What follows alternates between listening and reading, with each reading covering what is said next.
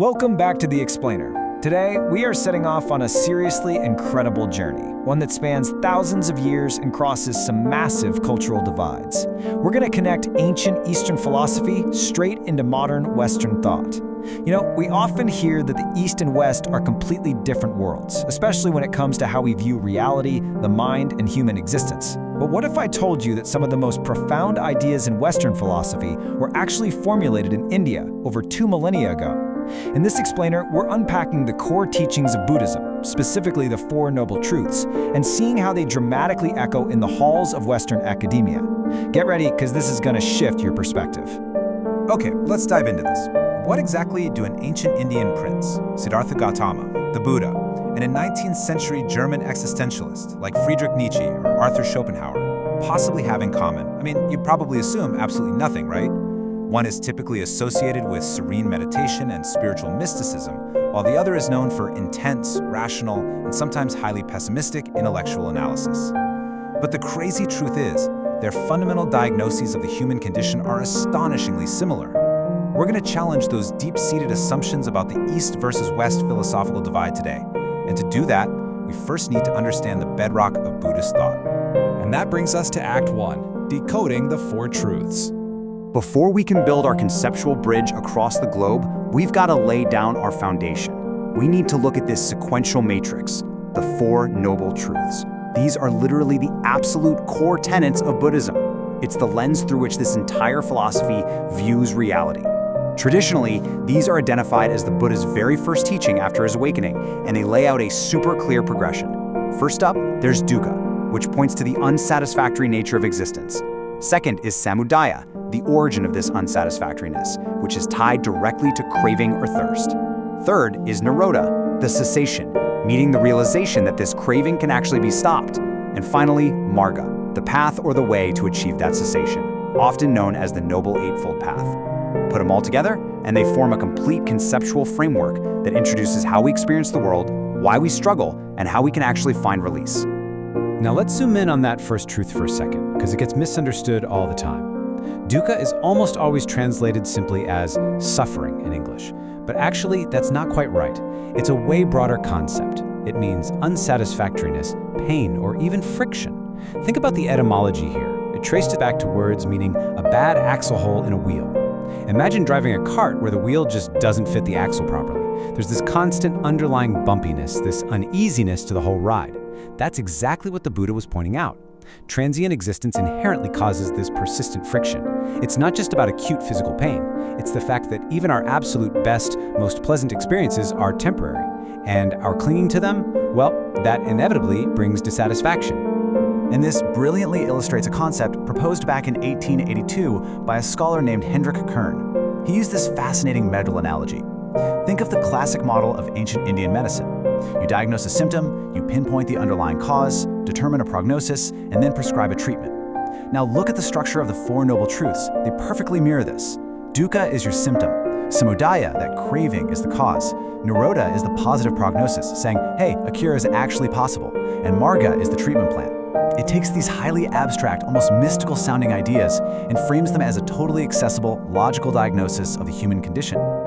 Moving right along, let's hit Act 2, Evolution of the Doctrine. So, now that we know what the Four Truths actually are, we really need to look at the historical reality of how they developed. I mean, religions and philosophies are living things, right? Tracing the historical timeline reveals a super fascinating picture. In the earliest days of Buddhism, scholars suggest the Four Truths likely weren't the very first teaching. Early on, liberation focused way more heavily on profound meditation practices called jhanas. But fast forward to the 5th century CE, and the Four Truths had grown to central, paramount importance, especially in the Theravada tradition, where just having insight into these truths became seen as liberating in itself. Then, jumping way ahead to the 19th century, these truths absolutely exploded in the West, and that dramatically shifted how they're understood on a global scale. So, what exactly happened in that 19th century jump? Well, Western colonialists and missionaries started exploring and translating all these Buddhist texts, and in doing so, they actively reshaped Buddhism to make it easier for Western consumption. They worked to demystify the Buddha. They shifted him from a superhuman figure to a rational, compassionate philosopher. And to pull that off, they placed the Four Noble Truths directly into the absolute central spotlight. It created what scholars sometimes call a Protestant Buddhism. a religion based heavily on logical, written texts rather than complex ritual. And that made it incredibly accessible to Western intellectuals who were just hungry for new ways of thinking. Which brings us to our climax, Act 3, Echoes in Western Philosophy. Let's move to and see how this builds. We've seen how the West discovered and elevated these ancient Eastern ideas. Now, let's map these Buddhist concepts directly onto major Western philosophical movements. On one side, we have core Buddhist concepts derived from the Four Truths: not self or anatta, emptiness, and impermanence. On the other side, absolute heavyweights of Western philosophy: David Hume, Jean-Paul Sartre, and Alfred North Whitehead. We systematically match ancient Eastern mysticism with supposedly distinct Western logic, and honestly, the parallels are simply undeniable. Let's look at one of the most famous examples. So the crucial point is right here. In the 18th century, the Scottish philosopher David Hume proposed his bundle theory of the self. He basically said that when he looked inside, he never found a stable self. He only found a bundle of different perceptions: heat, cold, pain, pleasure, just in perpetual flux. Now look at the Buddha's concept of not self, taught over 2,000 years earlier. It states that identity is just a collection of 5 changing aggregates: form, feeling, perception, mental formations, and consciousness. It is literally the exact same rejection of a unitary stable self. 2 totally different worlds arriving at the exact same profound realization about human identity. It's wild. And modern philosophers absolutely know it. The highly influential British philosopher Derek Parfit argued for a similar reductionist theory of personal identity in the 1980s. In his seminal work, he explicitly stated, Buddha would have agreed. Modern thinkers actively recognize their alignment with these ancient Eastern reductionist views. It's definitely not a coincidence. It's a shared observation of human reality. Then, of course, we have the great 19th century German philosopher Arthur Schopenhauer, a man pretty famous for his deep pessimism. He actually read early translations of Indian texts and famously declared Buddhism the best of all possible religions. You might wonder why. Well, because he had independently developed this philosophy that life is driven by a restless willing and striving, basically a constant painful desire that causes all our suffering.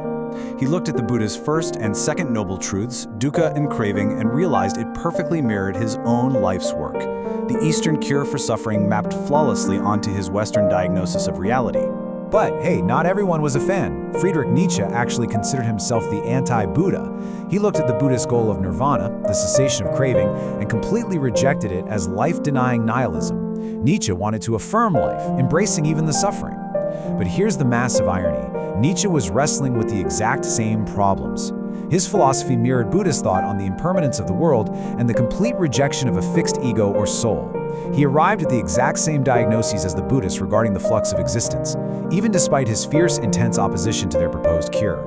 And the connections go even deeper into the 20th century. Take Edmund Husserl, the founder of the Western philosophical school of phenomenology. The guy read Buddhist text and was just blown away. He saw that Yogacara Buddhism, which is a school focused on how the mind constructs reality, was essentially a transcendental methodology remarkably similar to his own phenomenological method. Both systems advocate for a suspension of our everyday metaphysical assumptions about the outside world to rigorously examine the pure intentionality of consciousness. Husserl himself even called Buddhism a great adventure of the mind. And this takes us to our final act. Act 4, the modern reinterpretation. Now, what's really interesting about this slide is seeing what happens when these ancient truths are adopted by everyday people in the contemporary West right now. How are they understood, practiced, and in some cases dramatically altered to fit a modern lifestyle? Look at the facets of what scholars call modern naturalized Buddhism, or secular Buddhism. You see large slices from mindfulness, ethics, and compassion. But notice what is completely missing: rebirth and karma. Many modern Western interpretations completely strip away these traditional metaphysical beliefs, reshaping the Four Noble Truths to focus solely on psychology and finding happiness right here in this current life. However, as you might guess, this approach brings up a massive debate. Traditional scholars and practitioners point out that in historic Asian Buddhism, the whole point of the Four Noble Truths is eschatological. It's about finding an ultimate escape from samsara, the endless cycle of rebirth and redeath. When you strip away karma and rebirth, they argue, you fundamentally transform Buddhism from a profound path of absolute liberation into what is essentially mere psychological therapy. It changes the overarching goal entirely. And so, I want to leave you with this final provocative thought. If we completely remove concepts like rebirth and karma from the Four Noble Truths just to suit the scientific sensibilities of modern life, are we simply evolving Buddhism for a new era? Or are we actually erasing its most fundamental foundation? As we've seen in this explainer, ideas can travel across millennia and map perfectly across the East and West, but in that translation, the core of what we are learning is always up for debate. Thanks so much for joining me today, and until next time, keep exploring the concepts that shape our world.